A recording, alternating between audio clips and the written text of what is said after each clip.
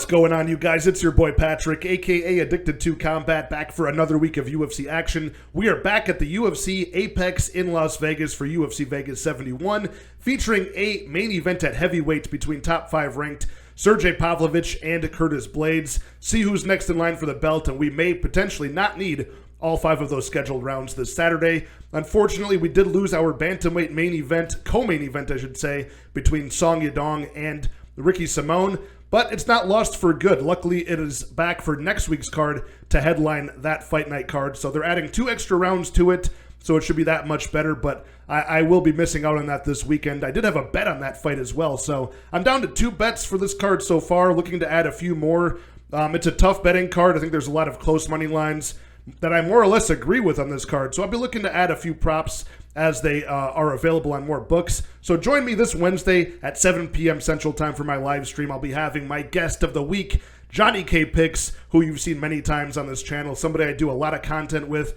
A great guy, and he's really good at those over-under time props as well. So looking to pick his brain, get some more betting spots for this card, and bounce back after last week where all of my most confident fighters really failed. You know, the technical strikers of Mateusz Nicolau, Chris Gutierrez, Dustin Jacoby, those were the ones I had the most faith in. They all failed me. But there were some other minor bets like Denise Gomez as an underdog came through. The first fight of the night where the judges got the decision wrong, but still cashed in that fight going to decision, and things like that. Gaston Bolaños cashed for us on a small bet in the prelims. So, you know, the minor bets cashed last week, but the major bets made me go negative. So looking to bounce back in a major way this week. Not force anything reckless, but still make some good calls. So hit the like, hit the subscribe, and let's break into the first prelim of the night. First fight of the prelims, we have Batgerel taking on Blaydes Hiestand at bantamweight. It's a fun fight and a fun clash of styles here. You've got the powerful striking, the early finishing potential of Batgerel, the Mongolian power hitter at 135. Unreal power for this guy who is 12-4, making his 7th walk to the UFC cage on Saturday. Blaydes Hiestand on the other side of the octagon is only 23 years old, making his 2nd walk to the UFC cage. I suppose this is his 3rd walk. He did have the runner-up appearance on the Ultimate Fighter finale in 2021. A split decision loss where he lost to Ricky Turcios. You know, Blaydes Hiestand is the chain wrestler. He's looking to get this fight to the mat, rack up control time, ground and pound, maybe look for submissions, maybe not. He only has 2 of them on his record, along with 2 knockouts and 2 decisions that make up his 6-2 record. Blaydes Hiestand, he keeps his hands low, though, which worries me in this spot against such a competent striker in Batgerel, who is fast, athletic, explosive, 33 years old, so certainly, you know, in the end of his prime at bantamweight, but with a 3-3 record in the UFC, Batgerel does not have a whole lot of fight miles on him. He's coming off of back-to-back losses. One was to Chris Gutierrez in a fight that he was winning round 1 but got clipped by a spinning back fist in round 2. And most recently, last June, Batgerel lost a decision to Kyung Ho Kang, who was able to use even better competent striking output, a very nice jab, good low leg kicks over 3 rounds, and just get the better of Batgerel and counter him. So Blaydes Hiestand, I think he's very green in the striking. He can be hittable. We saw this on the Ultimate Fighter show. Even though he's shown some good durability, I don't want to see that tested against a guy as powerful as Batgerel. So Hiestand at 23 years old certainly has the ability to get better and fast. So he might be able to be more fluid, be more defensively sound with his striking, and then more fluid to get the fight from the striking range to the wrestling mat, right? So that would be the key here, is just to get Batgerel off of his feet in round 1 early and often, and then hope that power goes away as the fight goes on. But I just think in the in-betweens, the scrambles, you know, Batgerel maybe sprawling, brawling pretty effectively in round 1. I think he could end the fight by landing the better strikes, or at least doing enough eye-catching damage, knockdowns, things that affect the movement of Blaydes Hiestand, visible damage, and then win a decision that way. I could even see Batgerel doing that, getting his first UFC decision win, but it's either going to be a close decision based on the more effective striking or a knockout for Batgerel. So Blaydes Hiestand, he's been durable, only been knocked out 1 time pre-UFC, actually to UFC fighter Chad Anheliger in round 3, as he's known to do. So give me Batgerel here, minus 140 on the money line, a slight favorite. Blaydes Hiestand is probably going to be a popular underdog at plus 120 due to his potential and his wrestling upside, but I'm not buying it. I'm not really rushing to the window on either side of this bet. It's a close fight, but give me the more experienced striker in Batgerel. Women's flyweight bout up next between two Brazilian fighters. We've got Priscila Cachoeira, who we've seen in the UFC many times now, and Karine Silva, who is a newcomer, making her second walk to the UFC cage officially. You've got a moderate underdog in Priscila Cachoeira, as she often finds herself at plus 160. The slight favorite goes to minus 190 Karine Silva, who's very well-rounded and a very dangerous finisher. You know, Priscila Cachoeira, dangerous in her own right with 7 knockouts out of her 12 wins, but honestly, it's really just more of an accumulation of strikes. Priscila Cachoeira is all gas and no brakes and will barrage her way into range, never taking a backward step as she eats punches with her poor striking defense. You know, she's got durability, she's got cardio, and she's very tough and violent, and that's really what wins her fights against girls that can't handle that. So I like to bet Cachoeira as an underdog against girls I know have durability issues, maybe a toughness issue, you know, girls that really don't have any sort of like a ground game either to exploit, and that's really just a cardio issue in general. So that's who I would bet Cachoeira over. That does not describe Karine Silva. That more describes who I bet her against last time, which was Cachoeira to win by knockout over Ariane Lipski, somebody with a durability problem and a weight-cutting issue. That was Cachoeira's last fight last August, and she knocked her out in like 1 minute. So that was a tailor-made fight for her, in my opinion. This fight, not so much, because you've got a very technical striker in Karine Silva.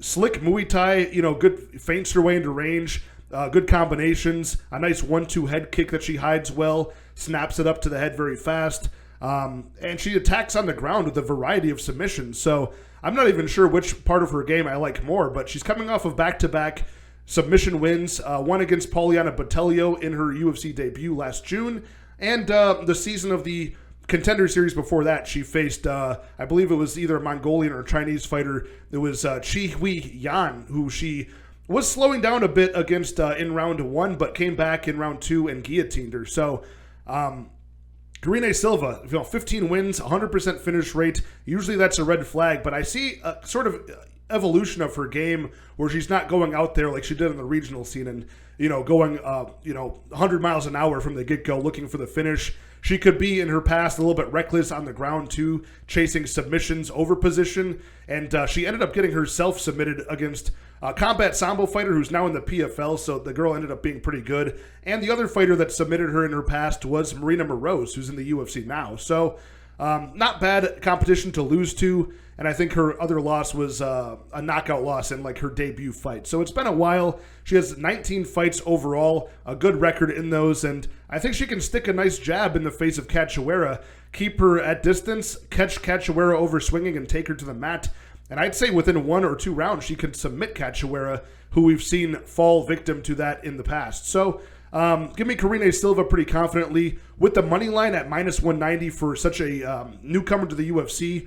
I think that line is about where it should be against Cachoeira. Not a lot of extra value there, but I might look for her inside the distance prop, or maybe just the under 2.5 in general in this fight. If it's slight even money or plus money, that could be a good way to go about it. But I'd say it's Cachoeira by decision, or it's Karine Silva inside the distance or by decision. So I'm going to look for those props for Silva and maybe take a stab at those. So give me Karine Silva round 1 or round 2 submission. Featherweight bout up next between two newcomers to the UFC. Francis Marshall and William Gomis are both making their second walk to the UFC cage. Francis Marshall, we saw, have a very impressive Contender Series dominating performance over 3 rounds last season. He made his debut recently against Marcelo Rojo and got his first ever career knockout in that fight. So looking pretty good for the undefeated 7-0 Francis Marshall, who trains under Kurt Pellegrino and has been a professional under him, I believe, his whole career so far, including 4 amateur bouts. Francis Marshall has a very good takedown and wrestling offense, and he's got improving boxing. And ever since his debut to this point, especially his last performance in his debut and on the Contender Series, his boxing looks very refined, more comprehensive combinations, unpredictability, and a smoother transition between that and his wrestling offense. Likewise, though, William Gomis is a French striker turned grappler. He's made some improvements since his debut as a pro as well. He suffered defeat from grapplers early on, started improving that part of his game, and now William Gomis the foundation style of a kickboxer, a Sanda background, very good mobility and dexterity in his kicks, which he prefers to use as his primary means of striking. He's kind of fallen in love with getting takedowns, diving on necks, and looking for submissions when that presents itself. So, interesting transition so far between these two newcomers. Both guys are very young. I believe Francis Marshall somewhere around 25 years old, I want to say. Let me double check this. William Gomis is 25, pretty big for the weight class at 6 foot tall. Francis Marshall is 24 years old, so 1 year younger. He is 5'9", the shorter, stockier fighter, whereas William Gomis is the longer, lankier kicker in this bout. And William Gomis, a solid record as well, 11-2 with 6 knockouts among those. I got to go with Francis Marshall in this bout. I just think he's a more proven guy at this point with useful weapons in this fight. And what I mean by that is, even though William Gomis, I spoke on his improvements in the grappling, it's like head and arm throws, it's some hip tosses against the cage, simple trip takedowns that have worked against his level of competition so far, including his debut at UFC Paris last year against fellow debuting fighter Jarno Ahrens. Like, those trips and takedowns worked against him. His top pressure was not all that bad, but against Francis Marshall, with this more American style of shooting double legs, getting slam takedowns, and now his boxing looks so improved that he can really be more unpredictable with getting those takedowns and being damaging on the feet, crowding the kicker in William Gomis, getting in his face with some boxing combinations, and then getting the takedown from there. And we saw Marshall put up over 100 significant strikes and I think like half a dozen takedowns against Connor Matthews on the Contender Series. Very impressive performance. High output over 3 rounds. William Gomis, even though he's on a 9-fight winning streak, he can be a little bit hot or cold with how aggressive he is in the fight. Sometimes he's chasing very unorthodox spinning attacks, spinning kicks, flying techniques, and just really get in the face of his opponent. And then sometimes he can be flat-footed and play the counter striker and be rather low output. So there's a lot of in-between with William Gomis, who is the plus 170 underdog. Francis Marshall, the minus 200 favorite.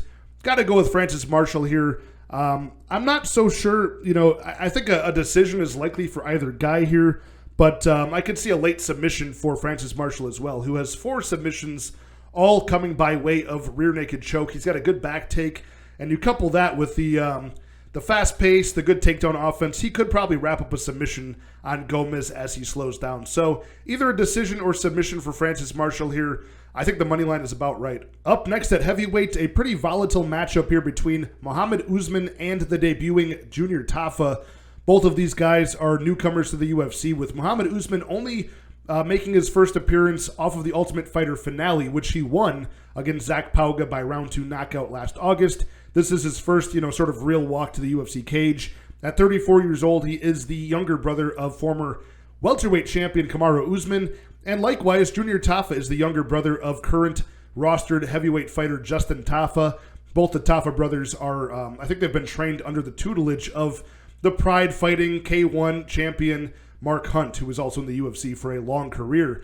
So just to give you a little bit of background for Junior Tafa, former professional kickboxer. I think he went like 20-5 as a pro. Muay Thai experience as well. He was in the Glory kickboxing promotion for the last part of his kickboxing career. I think he went 3-4 in that promotion. And the guy is 26 years old and somewhere around 6'3" to 6'4". I've seen him listed as much as 6'5" on some tail of the tapes. And he's been as heavy as 270, but the last time he weighed in at Risen in February, he was 240 pounds.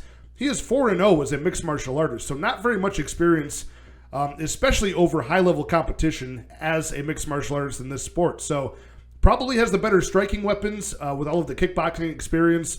Muhammad Usman, not that great. I mean, the guy is big with a long 79-inch reach, 6'2". Usman is 34 years old and has an 8-2 record, but the guy, he's looked very, hit or miss. It's like a big puncher's chance. Sometimes he looks powerful, sometimes not. He can swing and miss wildly. He was getting beat up by Zach Pauga, who's a former 205-pounder, in the Ultimate Fighter finale last August, but managed to hit a very big knockout blow in round 2 and turn the tides of that fight and win. But if you watch the fights in the house for Muhammad Usman against very big heavyweights, very inactive, very hesitant to throw anything, doesn't use his wrestling that much. He seems to have fallen in love with his power. But he does have a wrestling base. He has shown that in the past in some professional fights. But even in like the PFL, when he fought Brandon Sales, he got club and subbed basically in that fight, knocked down a couple of times by the bigger Brandon Sales, and ended up being submitted there. So there's a lot of room to improve for Muhammad Usman. I have a feeling that the victory on the Ultimate Fighter show, the big knockout, maybe that knocked some confidence in him. Maybe he'll be more aggressive, let his strikes fly a bit, and maybe even try to stay on the roster, make a go of this at heavyweight, start wrestling more like he used to. I'm just not sure. I think he's got the tools to win, and he's the better, well-rounded mixed martial artist. Junior Tafa never been to a decision. All 4 of his mixed martial arts bouts have been by knockout. He's been taken down in at least 2 of those fights that I've seen. Managed to get back up and then knock the opponent out. He's got very good uppercuts, good hooks. He loves boxing more than anything else. He's got some decent kicks, but his uppercut is really a moneymaker out of both stances. So he could knock out Muhammad Usman. Usman could knock him out. Usman could also take him down. I just see more paths to victory for Usman, who's got at least 10 UFC fights. 10 mixed martial arts fights professionally. So I'm just banking on the potential here. This is a complete pick-em price tag at minus 110 for each guy. I know there was some crazy line movement, like Junior Tafa was a big favorite. The money line swung over, and now it's kind of where it should be. It's a complete coin toss because who knows? But I'm going to go with the guy that's at least been to a decision before, has some well-rounded MMA skills. And, Junior Tafa, I'm not quite sure what they're going to do with this guy in the UFC if he doesn't get a knockout here. So give me Usman to win inside the distance.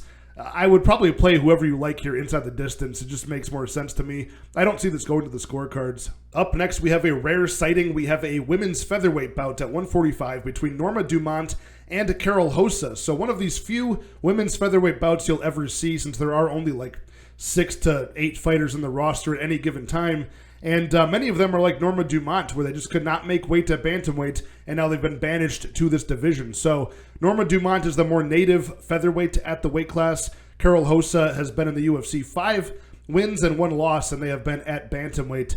Although Carol Rosa has fought twice in her past pre-UFC at 145. She went 1-1 in those. It was some time ago, but Norma Dumont, similar record. She is 4-2 in the UFC. Both women are coming off of decision wins. Carol Rosa has the more impressive record, in my opinion. Just better opponents she's beaten, better performances where she could show that she is a very good, well-rounded fighter, where Carol Rosa can stand and strike with a striker and put up a pretty good pace. She's put up triple-digit significant strikes on 3 different occasions. One was against Cachoeira, one against Vanessa Mello, and one was against Laura Procopio. And she just beat Lena Landsberg, who's a pretty good veteran, over a 3-round bout back in October. Norma Dumont, on the other hand, she just beat Danielle Wolf, who was kind of like a failed experiment. Came off the, 2020 season of the Contender Series as a former Olympic boxer. Danielle Wolf, pretty old at that point, and a very big woman. She could only fight at 145 because she's like 6 foot tall. But again, like a 1-0 or a 2-0 professional mixed martial artist. As a boxer, Norma Dumont outboxed her. So that did not go well for Danielle Wolf. But what do you really learn from that, other than that Norma Dumont does have some power in her strikes?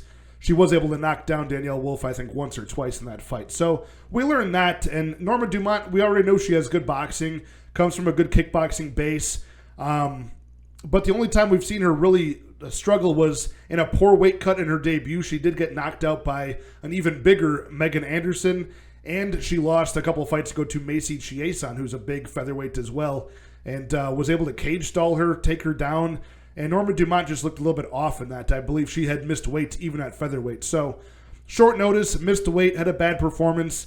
We could look past a few things, but overall, I think Norma Dumont has just been the less impressive fighter as far as her wins. Again, she had a bout over Felicia Spencer. Would have been a great opportunity for us to see how she can deal with a good wrestler, but Felicia Spencer did not shoot takedowns. Same with Aspen Ladd, sort of a similar story.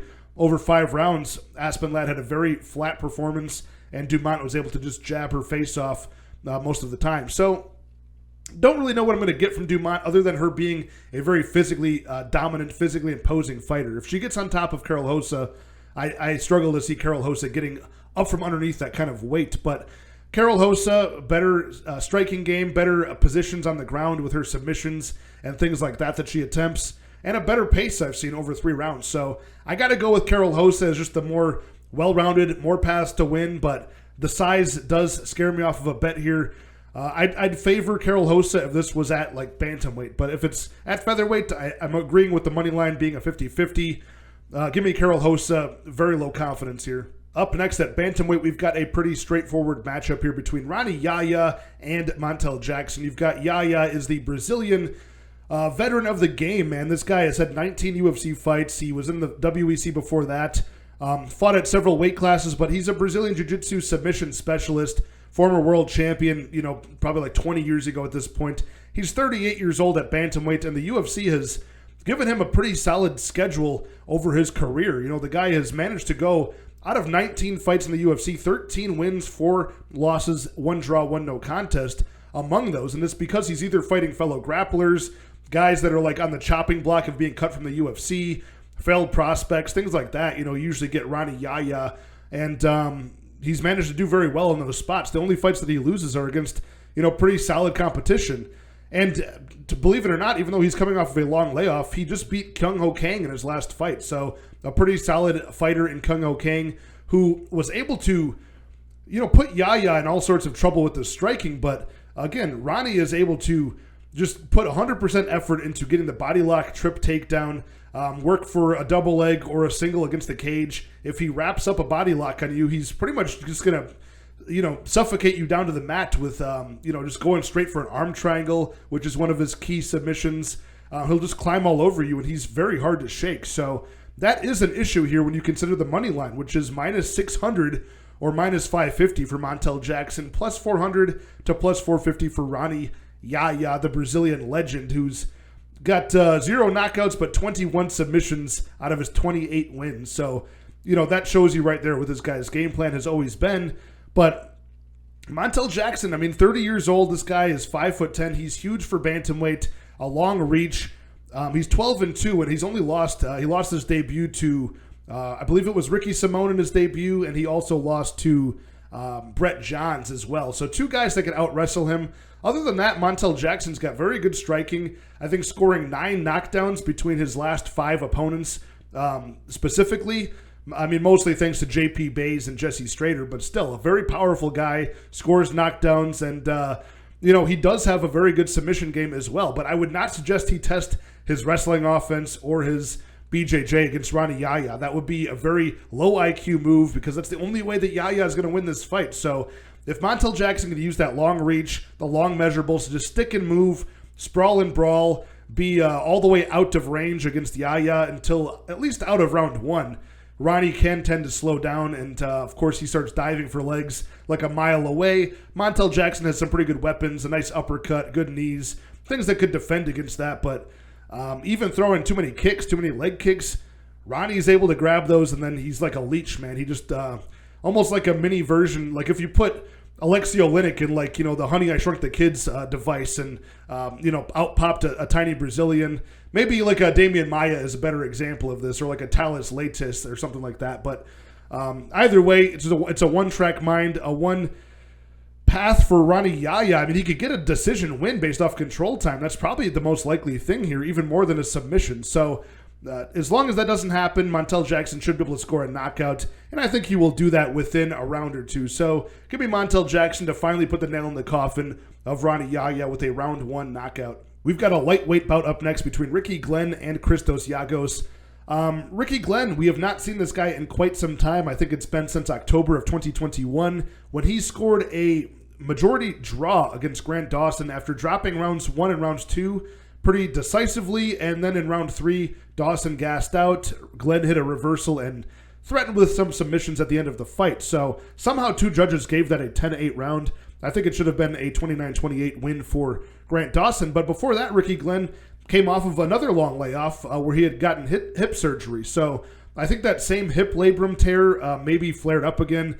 He was supposed to take on Drew Dober last March and pulled out of that. So it's been a long time since we've seen Rick Glenn have any sort of momentum in his career. He's 4-3-1 draw in the UFC is Ricky Glenn since 2016. So very inactive schedule for the southpaw kickboxer. And Ricky Glenn does have very good boxing with his hands. He's got a good kicking game as well. Very tall for the weight class at 6 foot tall. He moves around well. And historically, does have a pretty good get-up ability, too, against grapplers. But at 34 years old, his best days are behind him. He's dealing with injuries, and he's not the most dangerous threat that he was in the World Series of Fighting and, before in his featherweight career. So 22 wins, 6 losses for Ricky Glenn. He's got 13 knockouts among those, but only 1 knockout in the UFC, and that was, early 2021 against Joaquim Silva. That was like a 37-second knockout he scored in round 1. So that was pretty nice, but that was the most dangerous he's looked in a long time. Now, on the other side, Christos Giagos, only 33 years old. I think far less fight miles on this guy. And, he's a submission wrestler, but we haven't been able to see his game really shine because they always match him up against killers. Drakkar Klose, his last fight against, I think we're talking about Thiago Moises was his last fight. He lost in round 1 by submission. We're talking about Arman Tsarukyan by TKO in round 1. So just better wrestling threats than him, more dangerous guys that are just using Giagos as a stepping stone to move up the rankings, get some more momentum and a finish under their belt. But I think Giagos is better than that. The main problem I have is how hittable he can be. He can be kind of deer in the headlights, looking for the transition, looking for the level change and getting the fight to his realm. But I think now he's switched to Killcliff FC as his camp after the Thiago Moises loss. So he had to delay a fight against Benoit Saint-Denis in the fall. He cut himself, messing with his grill or something around the house, something goofy like that. So still extra time to train, not a major injury.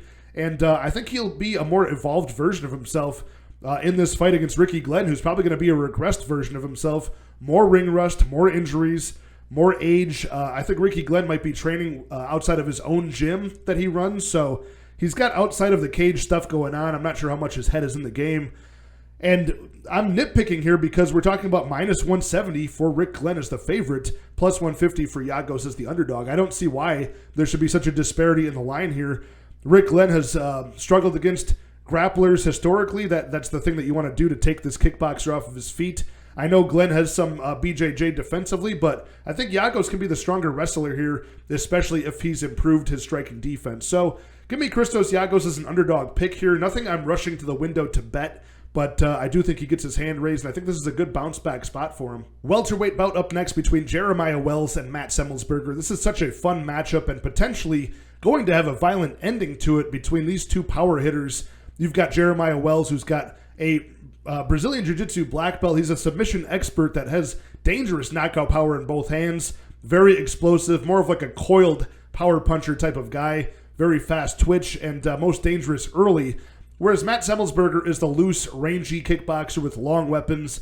He's going to be about 4 inches taller than Jeremiah Wells, but only has 1 more inch of reach. But Semelsberger is 6 years younger and only 30 years old. So could be improving. He does have a very powerful right straight. That rear cross is nasty. He knocked out Jason Witt with that in a few seconds. He knocked out Martin Sana with that. And based on those two knockout threats, I was kind of unsure of where his power really lied because both those guys, pretty low level, pretty chinny guys. But, he just went in there against Jake Matthews in his last fight in the fall and knocked down Jake Matthews like 3 or 4 times in that bout, like 1 in each round. So pretty hard to dispute he won that decision. Even got some ground control time in there. Matt Semelsberger does have some BJJ know-how. I'm not sure what his rank is, but he's got some submission defense he's had to prove in the past.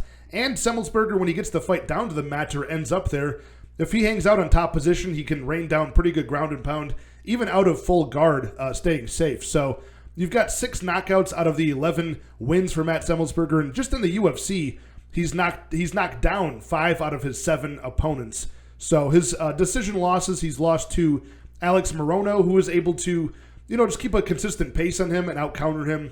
Morono always underrated over 3 rounds. And he lost the 3-round decision to K.S. Williams, which was pretty close, but Williams stalking him down, being the aggressor, and threatening with that power. So Jeremiah Wells, could he play that type of game? Quite possibly, but I think he is more finish dependent than Semelsberger in this matchup. And that's part of why I'm siding with Semelsberger here. Nothing I really want to get in the way of from a moneyline perspective, I don't think. Still undecided on that, but I just think Semelsberger is, once again, going to be 6 years younger, still in his prime and improving. The longer, rangier strikes. He's got really slick in and out movement. whereas Jeremiah Wells can get caught headhunting. If he lands, it's devastating and you're going out cold. But if he misses, and it takes a lot of energy out of him, and he can start being more and more predictable as the fight goes on. In round 1, under 1.5 rounds, this guy closes distance like nobody's business. He's so fast. And Jeremiah Wells, if he hits you at the end of that, 2-3 combo, that left hook is going to put your lights out. But Semelsberger, good out of both stances. He could give some different looks to Jeremiah Wells that way. Kick his legs at range, work the jab, keep him at bay, and, just try to wear out Jeremiah Wells, make him miss until he gets tired and predictable. So that's how I see this playing out. I just think Semelsberger has more ways to win. Younger, he's going to be the longer guy, better, just a better arsenal of striking weapons, in my opinion, at range, and he's improving. So give me a Semelsberger here. I'm just undecided if I want to get in the way of Jeremiah Wells. I might seek to play the under in this fight, or the fight doesn't start round 3. I think somebody gets put out in this fight, but give me Matt Semelsberger to get the round 2 or round 3 knockout. Up next at women's strawweight, we've got Yasmin Lucindo taking on Brogan Walker. Both women making their second walk to the UFC octagon. Brogan Walker, we just saw last August, come runner-up in the Ultimate Fighter finale to Juliana Miller. And Brogan Walker is somebody who's a southpaw striker with good Muay Thai weapons, a good base there in the striking. She's 33 years old and has a pretty good resume of high-level opposition that she's fought, both winning and losing to in the past. Uses the jab well, good leg kicks, but as we saw against Juliana Miller, she looked very out of place in that matchup, very poor takedown defense, and she got out-muscled in the clinch in that fight, ultimately losing a round 3 TKO to Juliana Miller, the first time Brogan Walker has been stopped in her career, and that was just due to ground and pound, raining down elbows, and maybe a little bit of fatigue in there as well. But otherwise, Brogan Walker generally has good pull counters. She's got good head movement, and she's, before the Juliana Miller fight, she's usually decently strong in the clinch. But against Yasmin Lucindo, who's a very well-rounded young woman at 21 years old, she made her debut last August against a fellow debuting fighter in Yasmin Jauregui from Mexico on that San Diego card. And the only reason those two women didn't get fight of the night that night is because they had to follow David Onama and Nate Landwehr. So otherwise, it would have been a very easy slot for fight of the night, because that was an amazing one. Yasmin Lucindo likes to brawl in the pocket. She's got very good combinations, good power, scoring 8 knockouts out of 13 wins. But she prefers to clinch up, get that body lock takedown, and rip her opponents to the mat, where she'll soften you up with more strikes and look for a submission potentially. So Yasmin Lucindo does have her work cut out with her if she's dealing with Brogan Walker in the submission realm, because Walker does have a BJJ black belt. She has shown some pretty decent submission defense, at least, although she does find herself in submission trouble from time to time. But yeah, Yasmin Lucindo having a very good account of herself against Yasmin Jauregui, who's now 10-0, coming off of a subsequent fight in the UFC where Jauregui got a stoppage win over Estela Nunes. So that loss, that performance in a loss, is aging pretty well.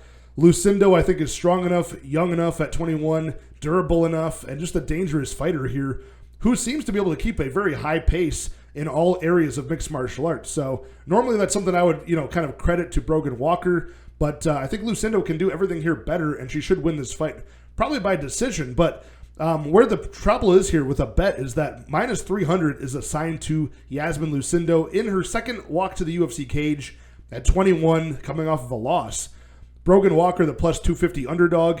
This is certainly just recency bias, because Brogan Walker looked terrible, getting stopped by Juliana Miller, who now just got defeated by the returning Veronica Macedo, and, dropped the ball as a big favorite there herself. So, the chain of command, the food chain, the MMA math, trickling down into this being, I think, too wide of a money line in the favor of Lucindo, who I think should be the favorite. I think she should win.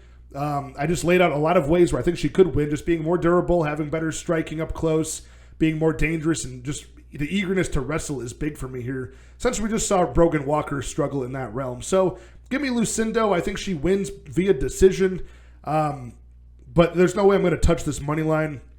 Like, she should be safe. I'm very confident in her. Like, she should be a good parlay piece, but, you don't want to be getting into parlays with these overinflated money lines at women's strawweight between two newcomers. So give me Lucindo by decision pretty confidently. We've got a lightweight bout up next between Bobby Green and Jared Gordon. Bobby Green at 36 years old and Jared Gordon at 34 years old. You've got Green, who's the very slick counter striker, very good boxer, can carry a high pace, very good cardio. His technique is more of like a relaxed, creative style of, baiting his opponents in with the hands low, relying on head movement, moving around, using good footwork, switching stances occasionally, and just peppering up your opponent with high output strikes over 3 rounds, and managing to win many decisions that way against very good competition over the years.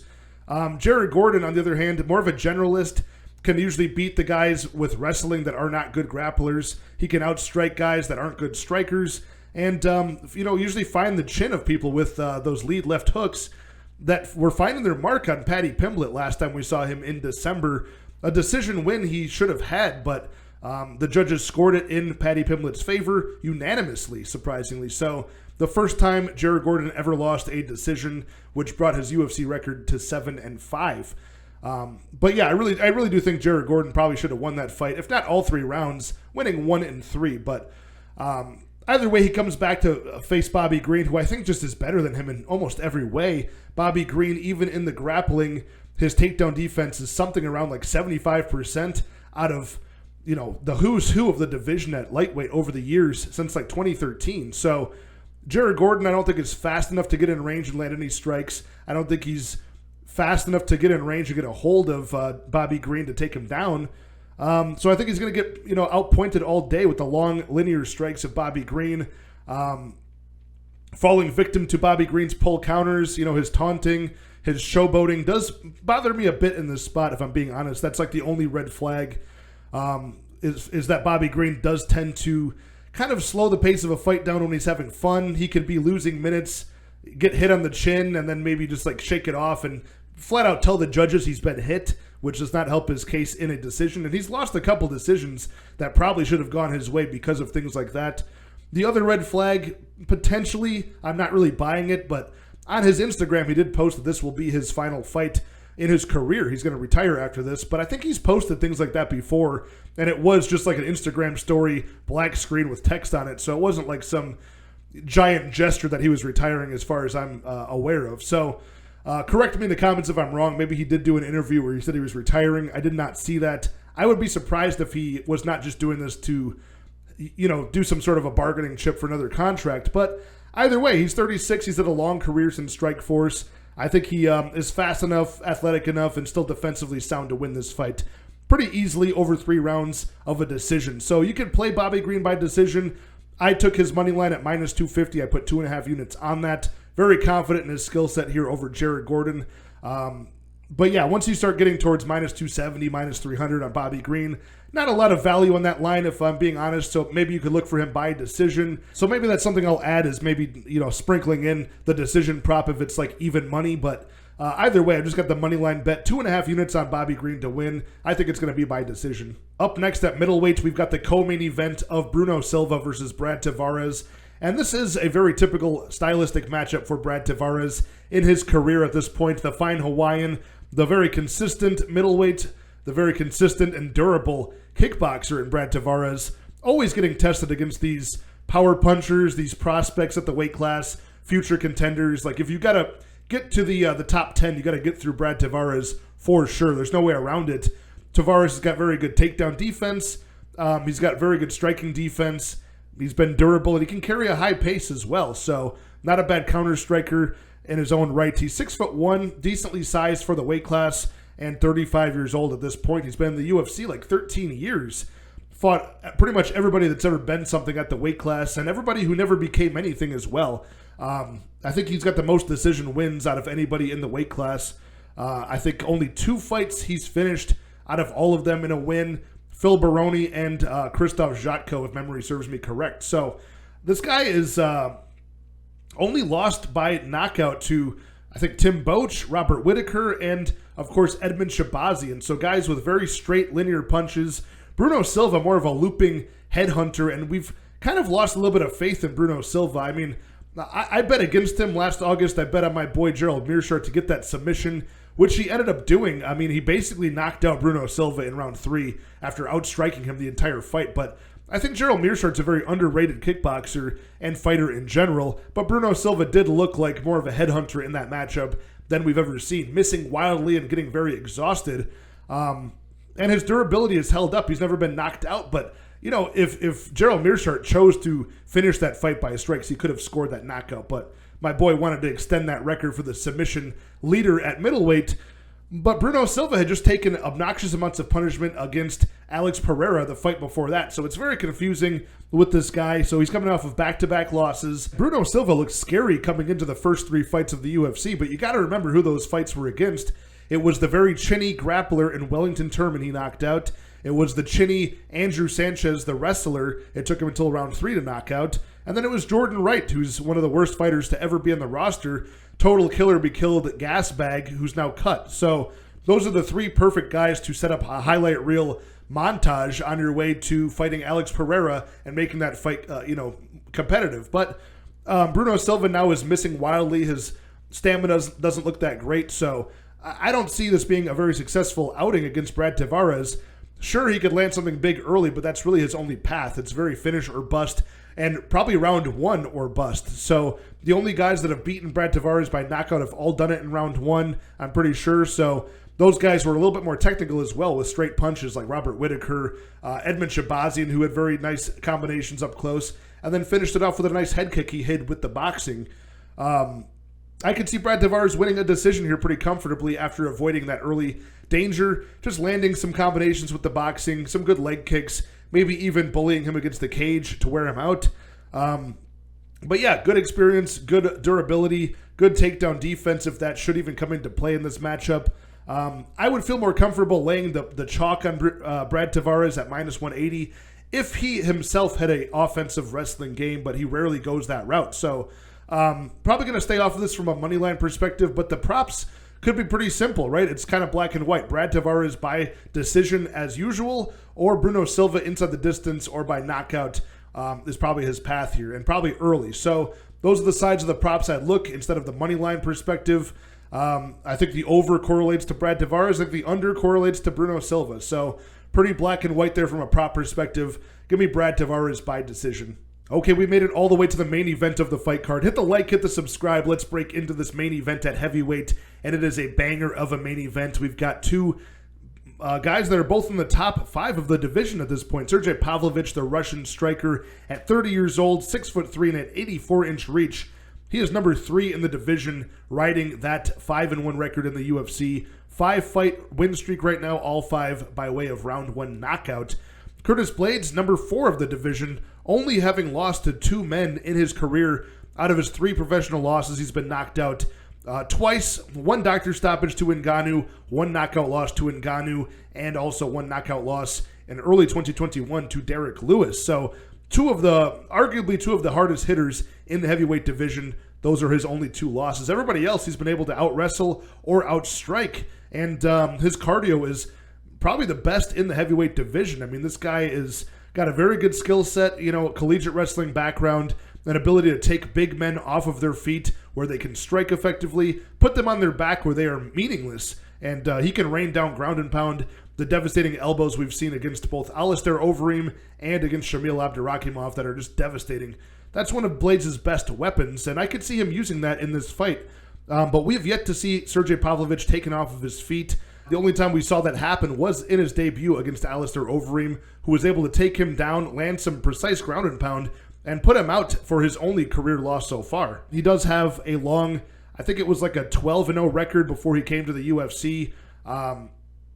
For Sergey Pavlovich, mostly in Fight Night Global. He was actually in 3 decision results, and one of those was a 5-round bout where it could have been a 20-round bout because nothing happened in that fight until 20 seconds left, and we saw Sergey Pavlovich, tip the hat to his supposed Greco-Roman foundation, scoring 1 takedown at the very end of that fight. But, it was just a very lackluster performance in that one. I know it was some time ago, but still, you wonder if there's going to be that sort of hesitancy in a 5-round fight this time.